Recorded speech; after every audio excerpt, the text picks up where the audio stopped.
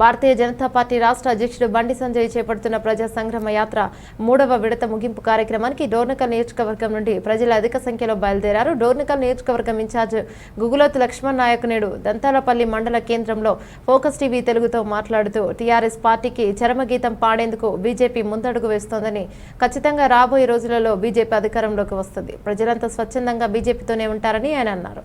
అనంతరం లక్ష్మణ్ నాయక్ మహబూబాబాద్ జిల్లా ప్రధాన కార్యదర్శి మహేష్ కలిసి జెండా ఊపి ప్రారంభించారు. భారతీయ జనతా పార్టీ ప్రజా సంగ్రామ యాత్ర 3వ విడత ప్రజా సంగ్రామ యాత్ర ముగింపు కార్యక్రమానికి గౌరవనీయులు భారతీయ జనతా పార్టీ జాతీయ అధ్యక్షులు నడ్డా గారు హన్మకొండలోని ఆర్ట్స్ అండ్ సైన్స్ కళాశాలను ముగింపు కార్యక్రమానికి గుర్తించిన సందర్భంగా డోర్నకల్ నియోజకవర్గం నుంచి వేలాది మంది యువకులు ఇవాళ యొక్క కార్యక్రమానికి తరలి వెళ్తా ఉన్నారు. డోర్నకల్ నియోజకవర్గం నుంచి మార్పు మొదలైందనే దానికి సంకేతం. రాబోయే రోజులలో భారతీయ జనతా పార్టీ ఇక్కడ జెండా ఎగరవేయడం ఖాయమని ఇవాళ యువకులందరూ కూడా వారి యొక్క మనస్ఫూర్తిగా స్వచ్ఛందంగా వేలాది మంది ఇవాళ అనేక మండలాల నుంచి, గ్రామాల నుంచి, తండాల నుంచి వందలాది వాహనాలతో ఇవాళ డోర్నకల్ నియోజకవర్గం నుంచి బయలుదేరుతా ఉన్నాం.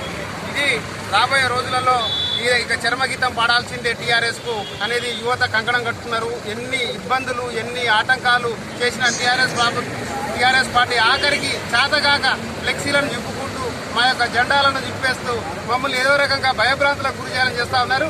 కానీ జనాల హృదయాన్ని గెలిచింది భారతీయ జనతా పార్టీ బండి సంజయ్ గారి పాదయాత్ర. ప్రతి గడప గడపకు ప్రజల యొక్క సమస్యలను తెలుసుకుంటూ ఇలా వేల కిలోమీటర్లు పాదయాత్ర చేస్తూ ఉన్నాడు.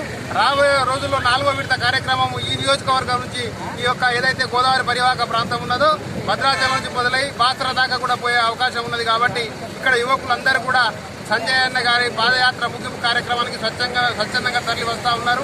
వారు యువకులే ఇలా భారతీయ జనతా పార్టీకి ఇలా అందరికీ బలము.